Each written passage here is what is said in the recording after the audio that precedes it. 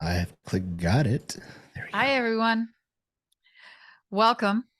Today, I am here as part of Project Forward, which is uh, an assignment that Pace gave us. And he wants us to interview some people. And I decided I wanted to interview Mike Key. I have met a lot of people, but I'm particularly interested in Mike. Hi, Mike. Howdy. How we doing? Thank you very much for being willing to do this. Yeah, it's my pleasure. I appreciate it. So, Mike, you're in SubTo, as Yep. most of us are that we're interviewing.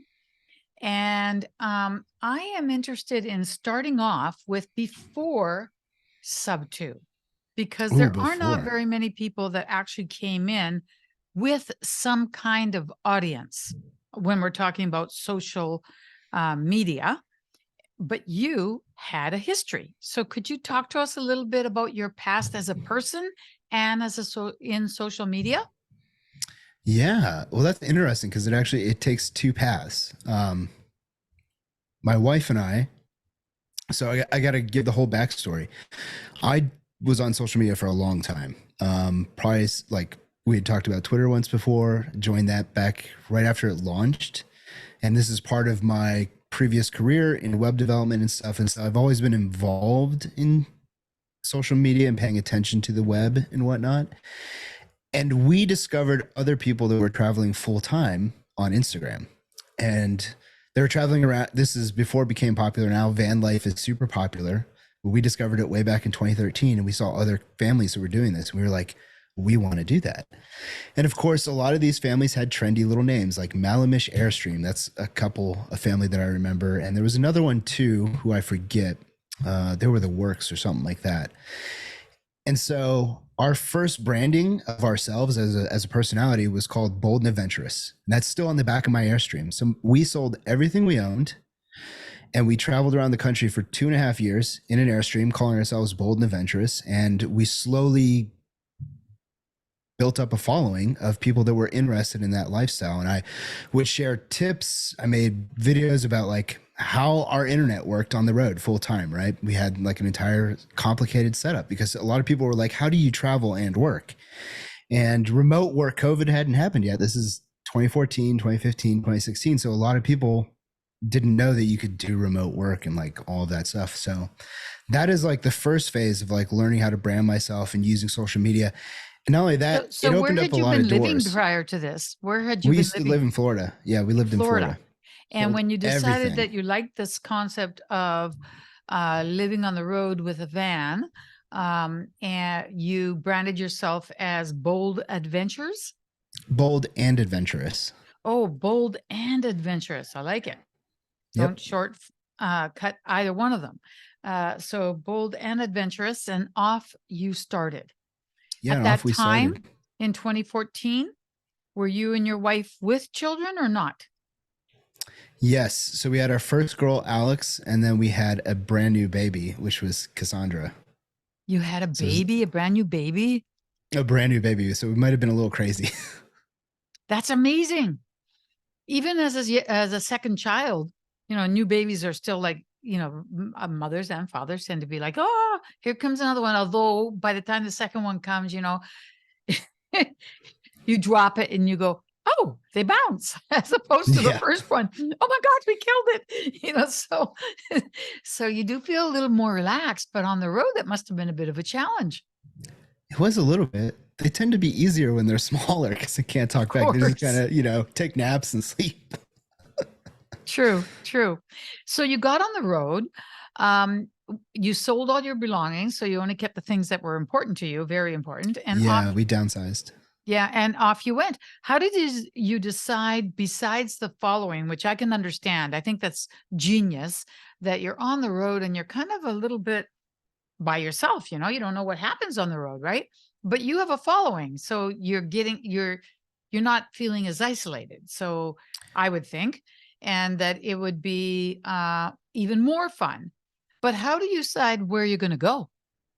Well, that's just the power of social media is that there were other people doing this and then other people exploring different areas. And so we would use social media as a community. You would connect with other full-time families that were traveling. Maybe they were just doing, living in an RV park or something. And they'd be like, we really like this place.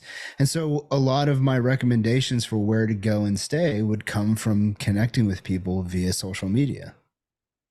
Interesting. So not only were you developing a brand and a following, but you yourself were learning to live a connected life through the internet and social media. We met some of our best friends through Instagram and then meeting up with them. Oh, that must have been so much fun. Yep. At that time, were you trying to support yourself with additional work, like, long distance work? We both had full-time jobs. So we worked remotely. So we still had W-2s. Can we ask what that was? What were you doing? So my wife at the time, she actually, we committed to this. So full transparency here. She had a job that paid nearly twice as much. And she left that job because she didn't want to leave her kid anymore. And she took a 50% pay cut to go join Base Camp. So that was the first job she had. To join what? My company tried to scale a company called Base Camp. They're a project management company. Okay. Yep. So she did. My company tried to scale into the US. Okay. Yeah, basically. Yeah. Make a long story short, it kind of blew up in my boss's face. And there was an opportunity that I saw where if I quit, they wouldn't have the money to replace me. They were just going to take that money to like cover stuff. So I knew I was valuable. So I posed it to him. I was like, hey, I'm either going remote or I'm quitting. And he was like, well, I guess you're going remote. So I lucked out. And what were you doing? It worked out in my favor. And from 2014 on, I was a full stack developer for a hotel company. We did direct booking and marketing for hotels, basically driving sales online to hotels. Interesting. So you could do that from the road. Yeah, because it's just computer stuff. Okay. So most of our jobs are remote on our computer via email. Sounds nice. Sounds very nice. So off you went. And where did you first go? How did it feel? Talk to us about how you built your audience. We really just started by posting what we were doing. And this journey, we left Florida. The first place we stopped, I think it was in Georgia. We stopped at a park in Georgia because we wanted to go visit our family before we headed out west. We knew that we wanted to come out west 100%. So we slowly traveled up the coast and we kind of just found places via other recommendations. We had an Airstream. So I stayed at an Airstream park in Virginia called Highland Haven Airstream Park because I saw it on social media. And some of the stops that we would stop at, we would actually get recommendations from people that would reach out to us and be like, hey, come stay here. Because at that time, I think people were just starting to figure out that like influencers were a thing.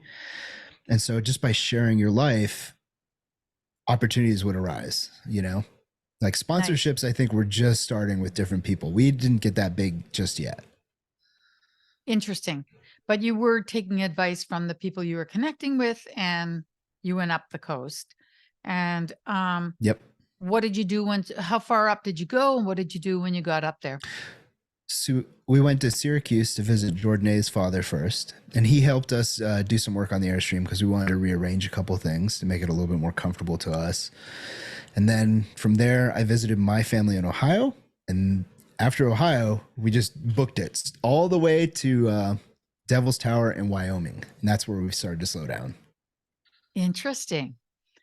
All right. So how long did that take you? And why did you slow down at where? Devil's what?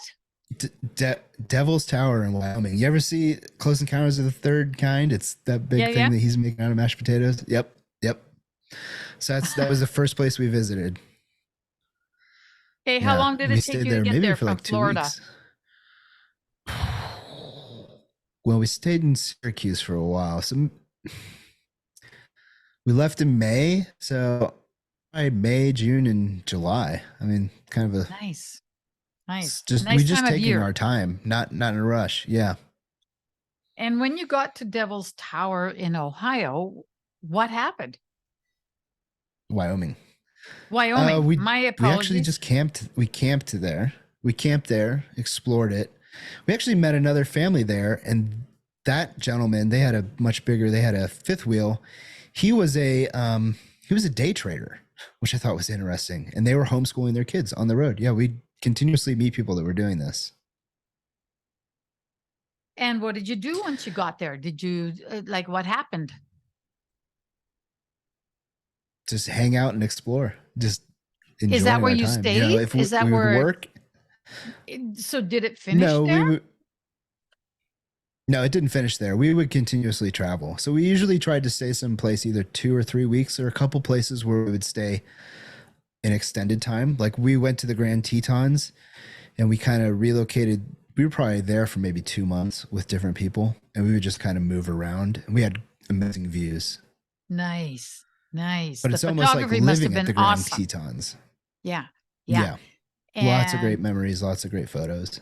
cool, cool. And that is something that I must add about Mike. He has a very strong eye for photography and videography and such. So I imagine seeing beautiful places must have been very fulfilling for you. Yes. Yeah.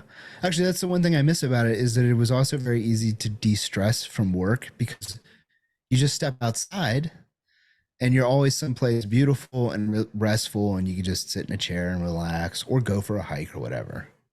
Nice. So Where did you go after Devil's Tower? I think we went up to Montana next, if I remember. And I forget the name of the location, but it was up, and we went like through Helena and just a bunch of different places. We just slowly migrated all over. And We when would you stay somewhere started, for maybe 7 days or 2 weeks. nice. So was it totally flexible and you just decided, oh, this is beautiful. We're going to stay here for a while? Or so you didn't really have it mapped out per se? Yeah, we've met people that were like super planners, and we were not super planners. So we just kind of moved when we wanted to move. Most of all the camping. So my Airstream has 500 watts of solar power. So we lived completely off grid this entire time. And we would camp dispersed. So we didn't go to campgrounds. We always were doing like free camping in the national forests or Bureau of Land Management land, anywhere free like that. Wow. So they call that dry camping. Yeah. Oh, wow. That's awesome. That's where Yep. that's where you say, I don't mind paying taxes Yeah. because you're Yeah. getting something that's beautiful for free. That's awesome. And pardon me, excuse me. So tell me where your journeys took you after Montana. Everywhere. So we went down through Utah, and this would actually start another chapter because, well, actually, we went down through Utah. We visited Moab, which we love. And we went and stayed in Anza-Borrego, which is in California. And then from California, we went to Yuma, Arizona. And we kind of, as the seasons are changing, right? It's getting into winter. We visited Sedona, and we stayed south. That's what lots of people were doing. You don't want to be in a camper in the cold Montana. So you just hang out down south and visit all the cool places in Southern California and Southern Arizona and everything. It's nice and warm and it's pretty. Yep. So we stayed there for quite a while. And then we had an issue where we needed a new truck because I had a 1500 and it was good enough until it wasn't. Once I was out west, that's when we noticed that, oh, this struggles to pull the Airstream up all the mountain passes and stuff. And we ended up buying a new truck that would kind of like lead into the next chapter of our life too. So you traded it in? Yeah. Yep. Just a straight trade. And what'd you get? Ended up getting a bigger truck. So a 2500, a power wagon. Yeah. When you get to the west and you go up and down those passes, they make the east look like when I first got to the East Coast versus the West Coast, which is where I grew up. I felt like the West Coast was where the youth was. The mountains were like, psh, and Yep. on the East Coast, it was where the old men were because they were Yep. rounded off. They were more pushed down. So it was interesting to see the actual geography. It So I can feels see- older too. As I'm from Virginia, so I grew up around Appalachia, and like all of that feels older. Yes, and smoother. Yep, easier for sure on the trucks. So once you got your new truck, what was the phase like? Like what did you go into? Is that what took you into the California and Arizona um desert in there? Yeah, kind of. We stayed at Lake Mead because we traded in our Oh, truck in Henderson, Nevada. That's where we got our new one. But they shipped it in from Oklahoma. I got a dealer. It was like a dealer loaner car, so I got a great discount on it. And we attended a meetup in Utah, back in Moab, and there were a bunch of guys with trucks, and everyone was off roading, and so we got to like spend a whole week doing that. And we're like, wow, we really like this. This kind of leads into the next brand that we built. At that same time, we decided to head north into Idaho. We stayed with friends up in Sandpoint for maybe 3 months, and we noticed that my oldest daughter at the time, she had like a regression in her speech development, and we're like, I think maybe we need to like seriously do something about this. So how we old was started she? about 2 turning 3, right in there. Right, my daughters are really, those two are really close in age. They're about 14 months apart.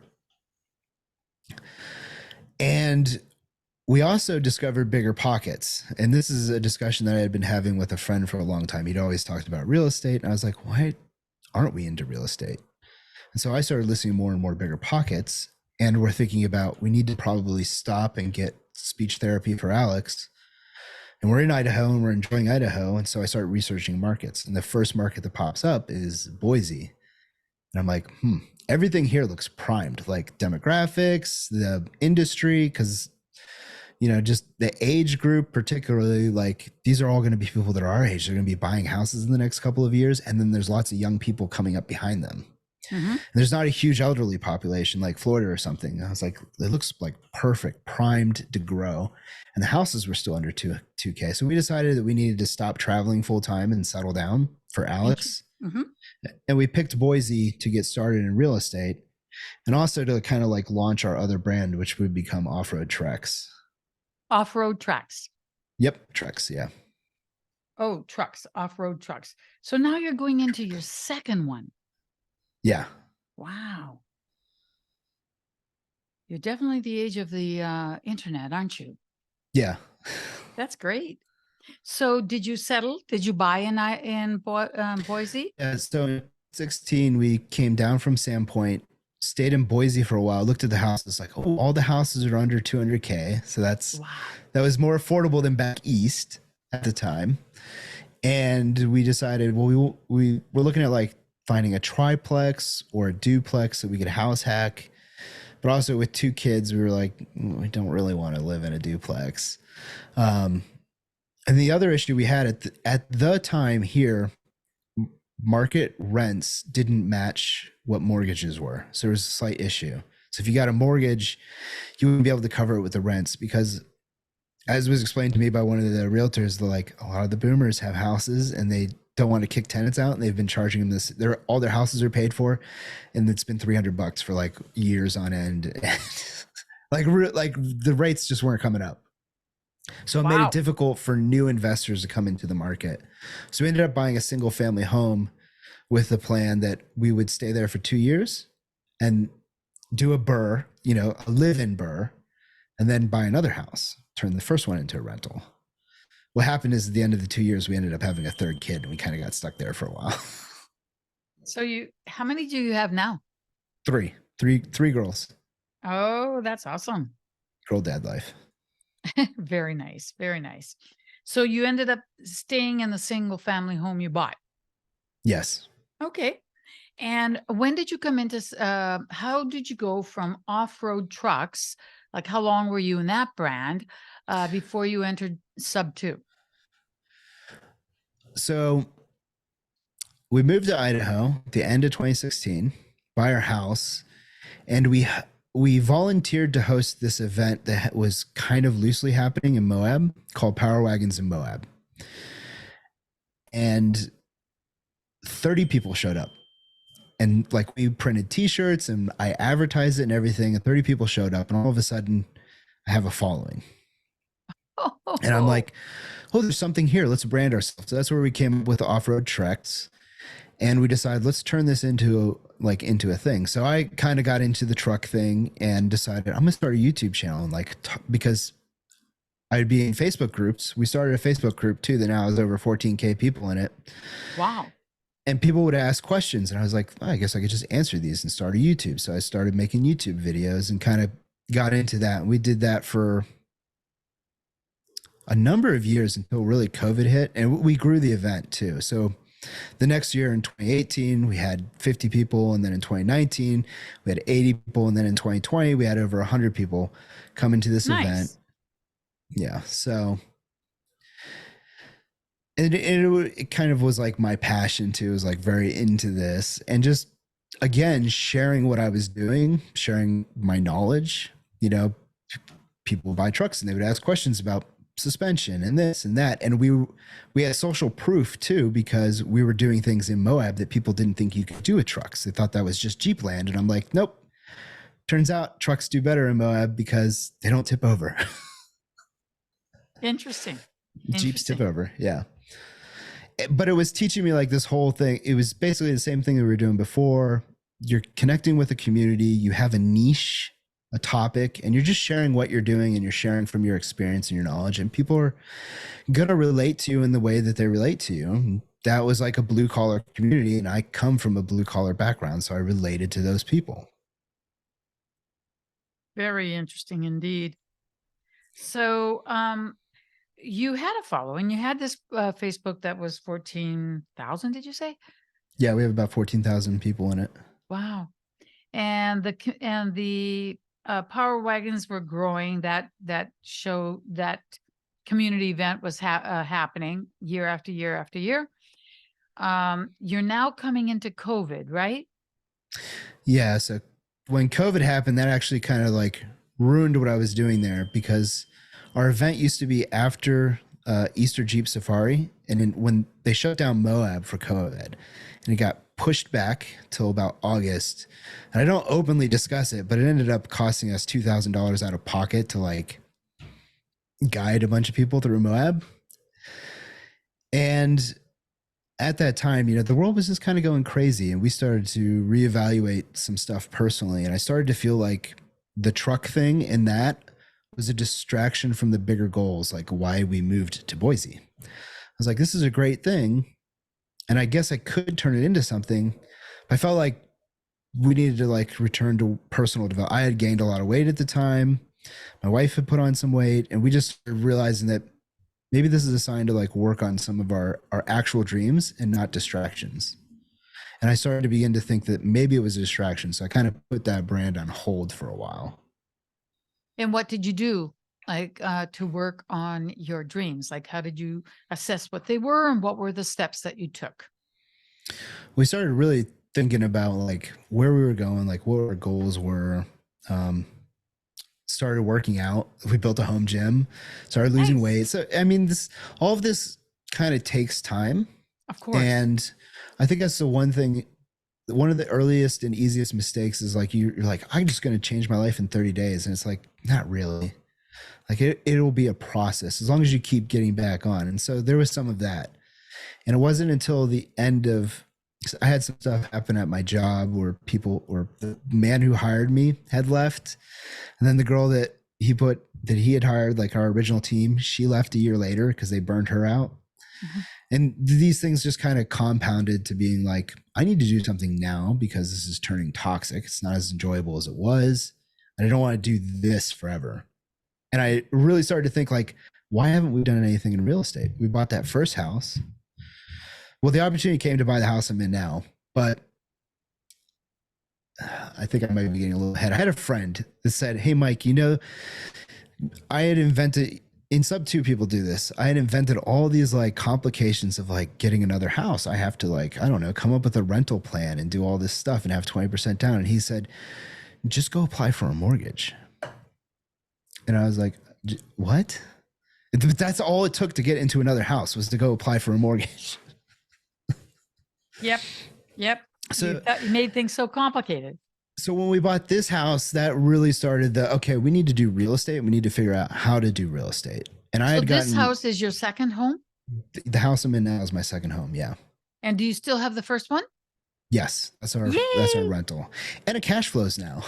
Nice.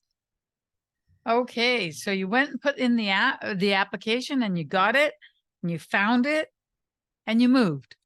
Yeah, yeah, and we got So a you have deal two. too. I'm sorry? And we got a deal too. We got the ugliest house in the biggest neighborhood. Wonderful. Just what Yeah, you want. Just what you want. exactly. So now you have two doors. The other one is a single family also. Yep, it's a And perfect starter home. nice. So it's renting and it's bringing in some money, some cash flow, and it's appreciating. So that's Oh yeah, and tax write-offs. it appreciated a lot, and it's been a great tax write-off. Nice. Nice. And your second home is a single family home also? Yeah, this is just a single family. Awesome. So at what time period are you in at that point where you went ahead and applied and actually got a mortgage for a second home? And how did you get into SubTo? I mean, not how did you get in? I know how you get in, but I mean, how did you find SubTo? So after we moved into this house, oddly enough, we bought our first house and this house at the same time frame in August and then closing in September. So we closed on this house in like September 2021. And then I did a bunch of stupid stuff where like, I'm going to paint everything. So like that took a whole month to paint everything. Outsource things is what I've learned now as I've gotten older. Job turns bad the new year in 2022. It just starts going downhill and it's becoming more difficult. And I really am now like searching, like, how are we going to get the third house? We need to get a third house. We need to get this ball rolling. I find Cody, I forget her last name, Cody Sanchez, I think it is, the girl that, right, does, I find her first in the summer and I start thinking about, let's buy a laundromat. And I found a laundromat here that was seller finance. And Nice. we were going to pull the trigger on it and then we got cold feet. And I kicked myself about that now because I don't know why. What made you stop? This has happened. What gave you cold feet? Why? Because the down payment, I was like, I don't know how to come up with the down payment. It was like $100,000 or something. And I was just afraid to pull the trigger. Like, how am I going to figure that out? Because I didn't have that much at the time. I think it was like that. You know, it was a good amount. But it was seller financed. Yeah. Yeah. And I didn't know how to like negotiate or talk or even ask him, could we seller finance the down payment? Yes, exactly. Or can you wait for 3 months or 6 months for me to give you the down payment? And then you take out a loan, pull out that equity and give it to him. And there you go. But and we had equity sitting in our other house too. And I just didn't know how to tap into that. And somehow what was really ticking me off is that I've got like Brandon Turner's book on raising private capital and all. I've listened to Bigger Pockets. And you always hear about OPM. This is where I was getting super frustrated. I was like, where the hell does OPM come from? Nobody tells you. These people? They all talk. Oh, I bought this house. I bought this house with other people's money, and like it just falls out of the sky into your lap. And I somehow came across a video. YouTube knows what you're looking for, and it suggested to me this video from Pace. Raising private capital. It's like a 4-hour video. It's one of his older ones. And he talks about like whales and sharks and gators and dolphins. And like, I watched the whole thing. I tried showing it to a friend. He's like, that guy's kind of a jerk. And I'm like, yeah, well, if you get past him talking to Russian Eskimo, that's how you know that's the video I saw. It was so detailed. He gave so much value in that video. And then I just started like consuming content. This is in July. I remember. And I'm like, okay. Is that July of 21 or 22? 2022. Yeah. And I think he had his free group. So I joined his free group and I'm like consuming the content. And I find that there's some people here in my area that have joined SubTo. One of them I reached out to, he blows me off. Another guy who I'm now really good friends with and running a meetup with, Mark Cummings, like goes, yeah, man, I joined and you know, I was a trucker and I joined and then I did my first flip and like I've made all my money back. I've wholesaled some houses and like he sold it. And I felt more comfortable like believing that it was real because there's someone like, you know, in your area, not just a real person. Yeah. Who gave real money. Who gave real money, who I could go physically see. right? And the more I watched Pace's stuff, the more we would talk about squat up, and in the side chat is where all the deals are happening. And I was like, well, it's on YouTube. I can't see the side chat. I just got this sense of like value is probably in the community. And so by the end of August, I was like, okay, I'd quit my job on August 8th. I rage quit. I was like, I'm done with being, I don't want to go into it, but like just there was a toxic individual. And it's like, I'm 40 years old and you're talking to me like I'm a 20-year-old kid. Like, just, I'm done. Like, I'm a grown ass man. And we're in a good place financially where I could like go pursue something. And I stayed there way too long and I had it. So I had quit, took a nice vacation with my girls. And I came back and I told my wife, I'm like, I'm joining SubTo. I'm going to figure this out. And I listened to them tell me how much it costs. I was like, okay. So now you're up into July. Yeah. Well, okay. No, this is the end of August. Okay. All right. So you've been in a year. Yeah. Yeah. Officially. All right. Let's talk about that.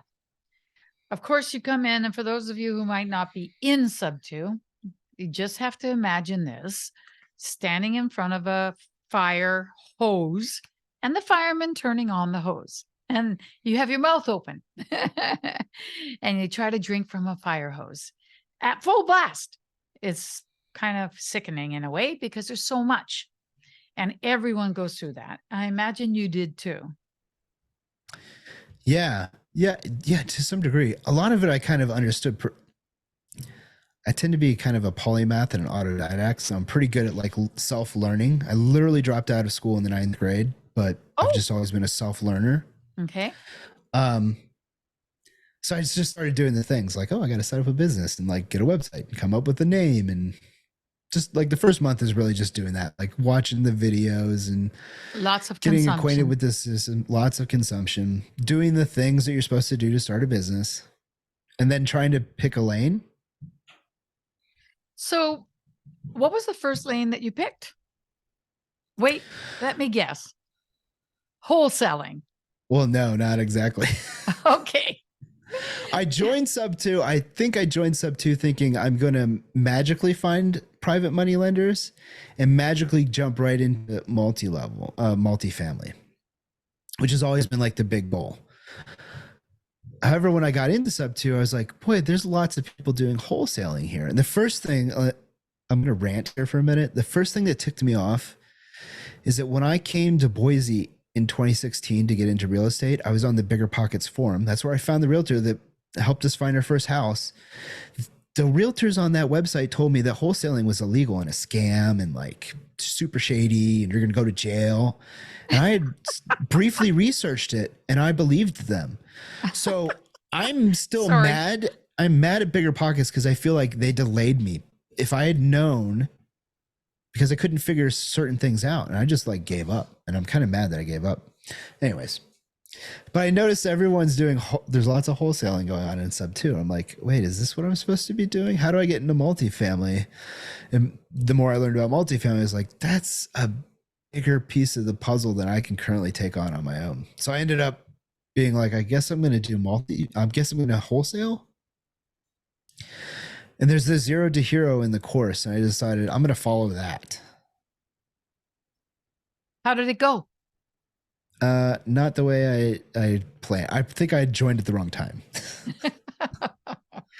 So in 0 to hero, they have you like set up a whole business and get a VA and get a dialer and a CRM and do all the things, except I'm doing it at the tail end of, is it really 2023 already? At the tail end of 2022, right? Into the winter when the market has now crashed, right? And everything's going down. And like the first list I decided to call was tired landlords.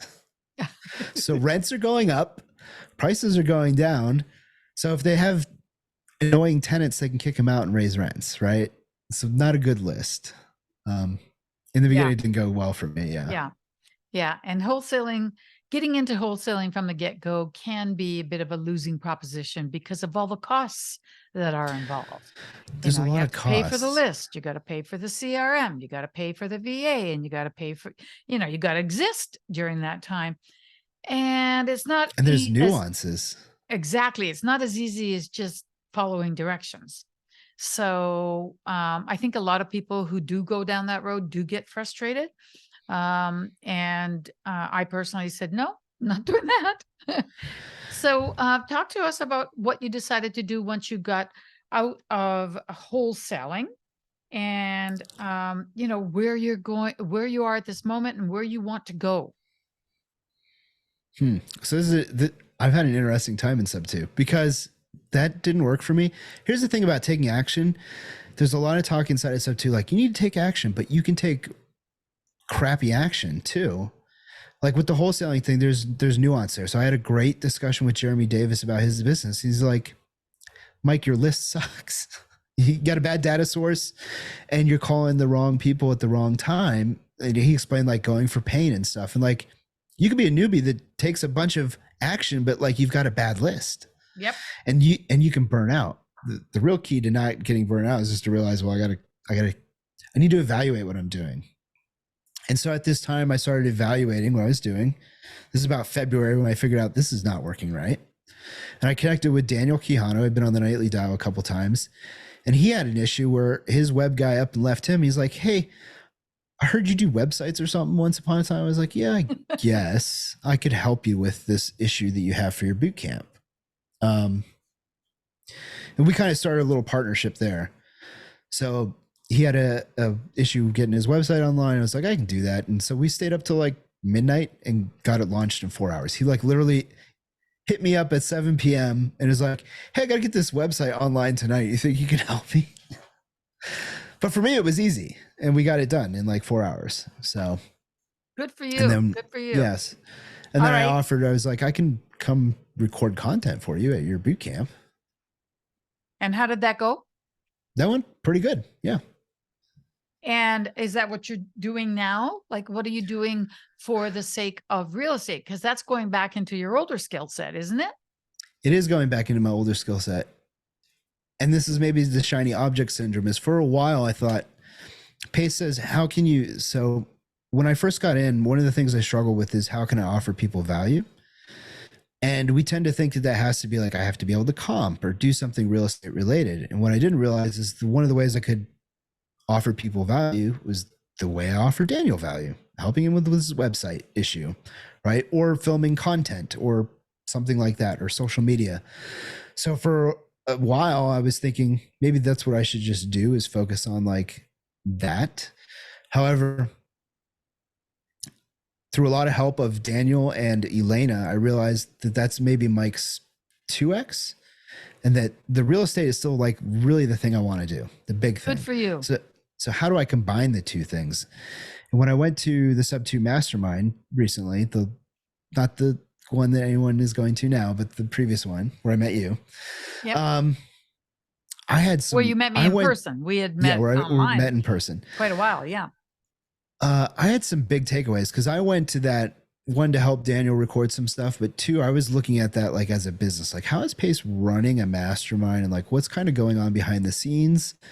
And then thanks to my proximity with Daniel, I've probably been in Pace's house more than a lot of other new students, which has been a huge privilege. So I've been in his office and got to hear him talk a dozen times. And like, I just got some really good insights on like how he grew SubTo. And I decided, well, I'm going to come back here with my partner. We're going to get into fix and flips, but we're also going to do what Pace did and build out the SubTo community here. Wonderful. So we have two fronts going. We have the SubTo community, and we kind of put together like a free version, like the same thing that Pace is doing, where we created a group called Idaho Creative REI. We use that the same way Pace uses his free group. So that's a free Facebook group, and we do a meetup that's open to everyone in Idaho to come. But then the goal here is like, we want the SubTo students that are here in Boise. We're the leaders. So if you're in SubTo and you're here, you're getting put on stage, right? We want SubTo to represent. And then we just You recently just did that, launched. didn't you? Didn't you Yeah. just have a meetup for the SubTo? Yeah. So we started with that in June, and we've had 3 of them now. And now we're doing a power hour. So after talking with Jeff Smith and a couple other people, we're like, now we're ready to go to the next step and do a power hour. And then we're also Wonderful. leaning heavily into social media to really create attention. If you help enough, we actually just had a guy that came out yesterday to our first power hour, brand new. He's not even in SubTo or Astro or anything. Made his first cold call, got a deal under contract. And you could see in his face, like, oh my gosh, this is possible. People get lucky. It's funny because it's like on our old list that we had, and he got a deal under. We were coaching him, Rex Shippey and Mark Cummings, and like I could see it change. It was like, if you just help enough people get what they want, you will get what you want. Right. Right. I agree. So, I saw some clips of that, and it looked really, really good. So good on you. Good on you. Who's your partner? Mark Cummings. Okay. And then my wife too. I brought her into SubTo. She is kind of stepped up as my integrator. So she's helping us with like our business and like structuring everything and how we're going to do stuff.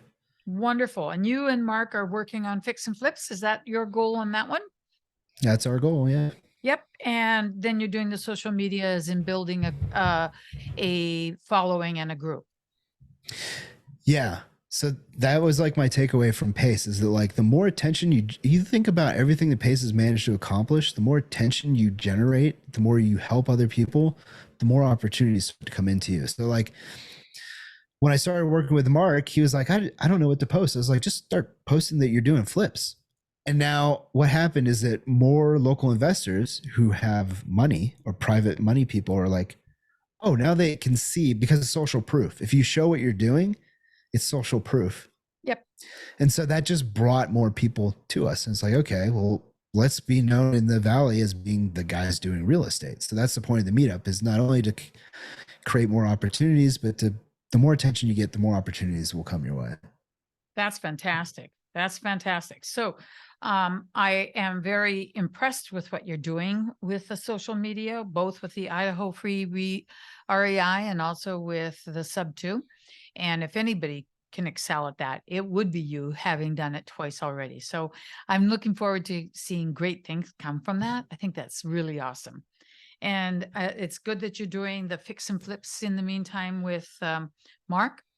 But talk to me about a little bit further down. This has been a lot of changes for you since August of 2022. It's 1 year, and you've come in, found out what you don't like. You found out about the shiny object syndrome, taken some lessons directly from Pace, and kind of merged your skill set from the past to where, what Pace himself is excelling at for yourself, as opposed to services for others, which I think is awesome. Yeah. Where do you think you're going to be going in the next year? Like, what is it you're going to accomplish or shoot for? Oh, so we're starting a team. So one of the things I learned from the wholesaling is like, what are my strengths and what are my weaknesses? And then just with what we did yesterday on Saturday, we had this meetup and we were coaching people. I was like, okay, we excel at this. I think that maybe when I first joined SubTo, what I should have done is like immediately join someone else's team, so I could just get a better visual of, oh, I suck at this, right? Or I can help and here. It would have cost you less. It would have cost me less. I would have figured this out a little bit faster rather than like throwing a bunch of money and figuring it out. And I was trying to do it all by myself. That's dumb. Don't do that. So what we're doing is we are starting like a JV team, because I think if we can just help enough people, and we're inversing it. I've talked to a lot of leaders. They take percentages of people's stuff. And I have this hunch that if we do like the Pace Morby, the Alex Hermosi, like, let's just help people create wins that will create fans who will bring in more. So let's just help some people. So our goal is to kind of create like a JV team, find people that want to get their first deals, help them get their first deals and give them the majority of the win. And then kind of just build from there. So we're playing like a long game. Like, let's just give as much value as we can. That'll take us somewhere. Let's put as much of it on social media as we can too, because that'll generate opportunity. private money, and different people will come in for all of the SubTo students in our area. We'll all have access to this. There's no competition at the top. I think that's like what I realized is like Pace and these guys are not in competition with each other because there's so much abundance. Yes. Yes. And if anything, they're helping each other. They're helping each other. Yeah. You see how Brent Daniels and Jamil and Pace and Cody Sanchez and everybody else just helps each other. And, yeah, you know, so we're looking to buy and hold right now. We're looking for another fix and flip. Those keep slipping through my fingers. It's kind of hard in our market. My wife and I have decided that we're probably going to look for some buy and hold outside of Idaho. We want to buy in Florida, Ohio, possibly New York, because she has family there and we kind of know the area, even though the rent laws are like, eh. Why is it outside? Is it not really that available in Idaho? Well, so we lived in Florida, in Tampa, Florida, St. Petersburg, Pinellas. Mm-hmm. There's more people in the Bay Area there of Florida than there is in the entire state of Idaho. There's like 1 million people in Idaho.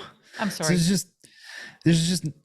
it's big and empty. It's a lot of forest and there's not a lot of houses. So they have like a housing shortage here, which is which is why our prices were the highest in the nation, because all these Californians came in. This happened to my parents. They tried to buy like 4 different houses before they finally got theirs, and everyone was like going 30, 50, 100K over asking. It was a great time to flip. I should have joined SubTo like 2 years previously, because then you could just like, you didn't have to run numbers or anything. You could just like put lipstick on the house and sell it and make triple digit flips. I see. But there still are some opportunities in this area. It's just that they're much harder to find. Gotcha. All right. So you're going to be looking in Florida, possibly New York. What other places are going to be your markets? Ohio, around Columbus. Okay. Yep. Wonderful. It'll be very, very interesting. I would like to make a date with you for 1 year from today. Okay. Are you game? Yeah, let's go for it. Okay. This is going to be this is part 1, folks, because I do think that in this last year, there's been so much that's gone on in your life and in the year before that I do very much, am curious about and wonder what's going to be in the next year. So you've at this moment chosen Florida, New York, Ohio, anywhere else? Not that you couldn't change it. You can change whatever you want, but I want to see where you are in a year. So with connecting with other couples in our area that are doing real estate, we've know a couple different people that have bought in the Midwest, like Oklahoma City and somewhere else. I'm forgetting right now, but I'm like, I had always been hesitant of those areas, but after talking to them, I'm like, maybe I should like open my mind and be a little bit more. So we're looking at some other markets, like where we can get into easier creative deals and stuff. So we definitely want to do buy and holds. That was like always my thing. Mm-hmm. It's going to help people JV, create as much opportunity for as many people as we can, and just play the long game. The long game. Me, I think that's what real estate is. I think real estate is the long game. So when you are a wholesaler or when you are a fix and flipper, of course, those are shorter term.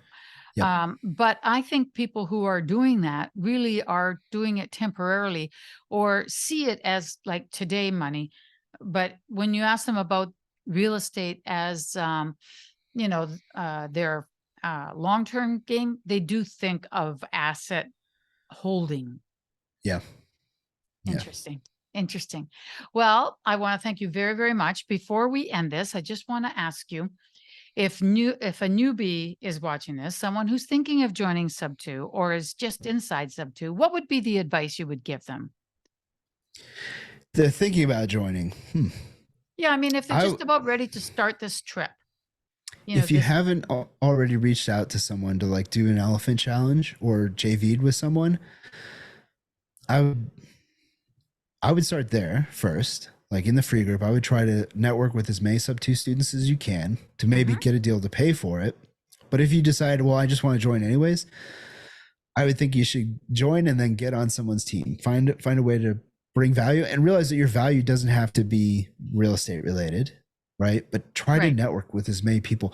Because for me, It's interesting. I think SubTo has done more for my mind. That was the big thing that happened. Like I quit my job and I thought I'm so smart, and then there was like all this mindset stuff that I had to deal with. And for the last year, there's been more personal development growth come out of SubTo that justified the cost for me.